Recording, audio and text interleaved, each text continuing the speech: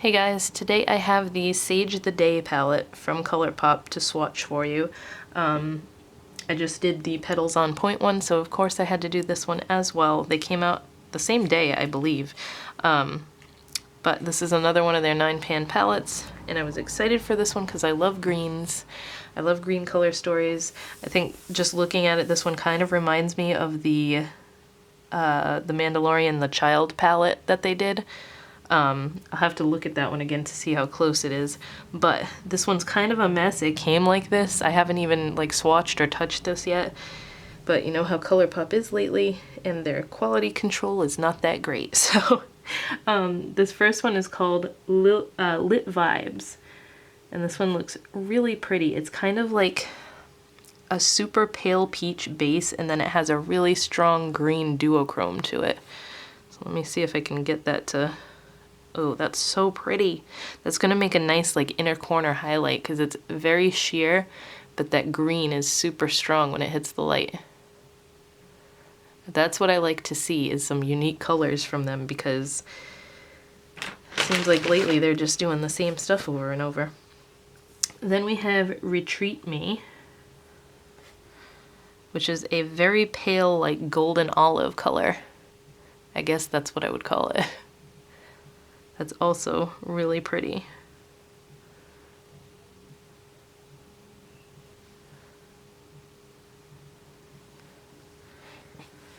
Then Sips Tea, super soft matte. This is like a very pale, I don't know if that one's even gonna show up on me.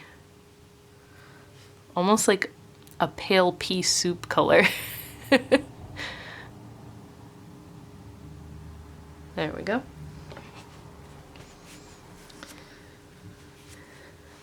Then we have another matte, which is a few shades darker than the Sips Tea one. This one is called Keep Calm.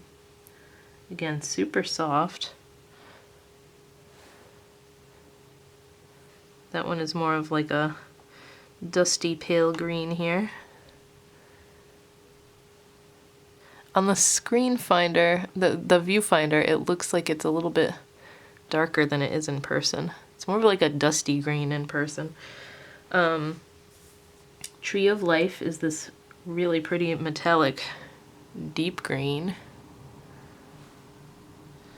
It's like a forest green. And then Intuition is this matte chocolatey brown. And it's more of a light brown. It's a little bit lighter when I swatch it than how it looks in the pan.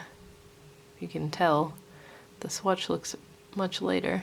So that's the middle row.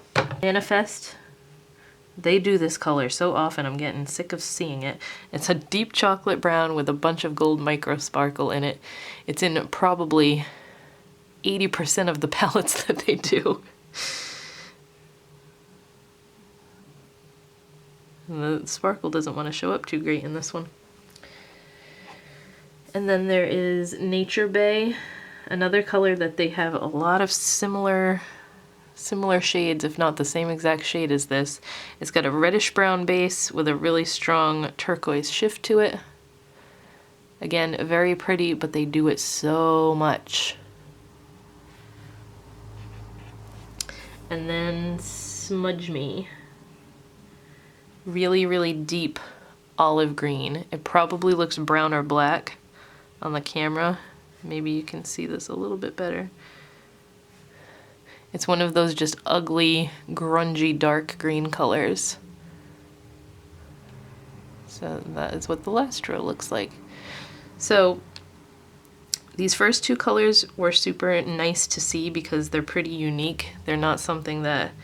I don't think I've seen that color at all from Colourpop before. The greenish one, maybe. Here comes this loud-ass motorcycle. I don't know why. It's freezing outside. Whoever's riding that is insane. But anyway, so some sort of unique colors. I really like that first one. I think it's gonna make a really nice inner corner highlight. But like, we've seen this chocolate brown with gold sparkles in it so many times. We've seen this reddish brown base with a turquoise shift so many times.